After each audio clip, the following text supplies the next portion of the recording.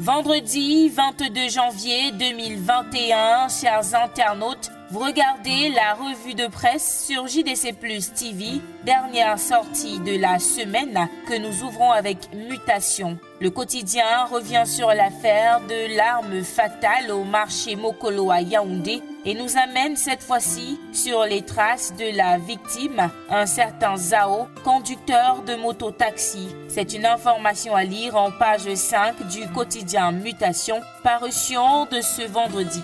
Mutation parle également championnat d'Afrique des Nations qui se joue au Cameroun depuis le 16 janvier. Il indique que le coronavirus joue contre la République démocratique du Congo. Le sélectionneur principal et quelques joueurs testés positifs, et ce à quelques heures avant leur second match contre la Libye. C'était hier au stade de Japoma à Douala, match qui d'ailleurs s'est soldé par un but pour chaque équipe. Et puisque nous parlons CHAN 2020, prenons le messager qui s'intéresse à ce qui se trame dans la tanière des Lions A', une tanière décrite par le journal comme celle à Marabout. Le messager souligne ensuite, je cite, « Alors que le Cameroun manque de fond de jeu, le sélectionneur cède à l'influence d'un marabout qui aurait imposé la titularisation d'un joueur blessé lors du match contre le Mali. » Avec une victoire lors de cette confrontation, les poulains de Martin Tungumpile devaient se qualifier directement pour les quarts de finale avec 6 points. Malheureusement, l'équipe a été tenue en échec par les Aigles du Mali, un but partout. Qui peuvent bien être ces marabouts dont fait référence le messager? À vous de découvrir en page 12.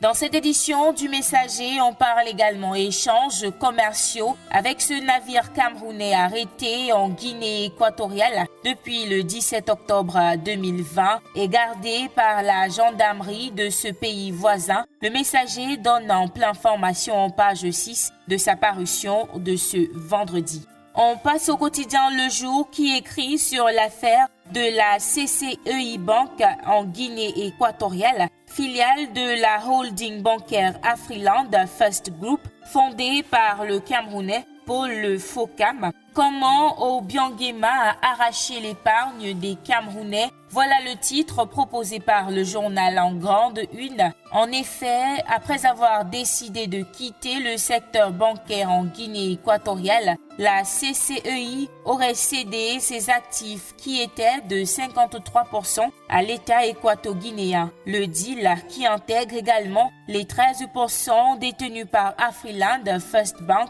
filiale camerounaise du même groupe, aurait été conclu depuis juillet 2020 pour un montant avoisinant 30 milliards de francs CFA. L'État équato-guinéen, qui n'était alors propriétaire de seulement 10% des actifs de cette banque au départ, est monté à 76% dans le capital. Le jour indique que des mois après la signature de ce deal, Afriland First Group n'a pas encore reçu la totalité des 30 milliards de francs CFA attendus dans le cadre de la cession de ses actifs en Guinée équatoriale à cause de frictions nées après la transaction. Dans sa grande enquête publiée ce jour, Le Jour s'intéresse au coup de force d'un État sur des intérêts du Cameroun. Cette enquête est à lire en page 6.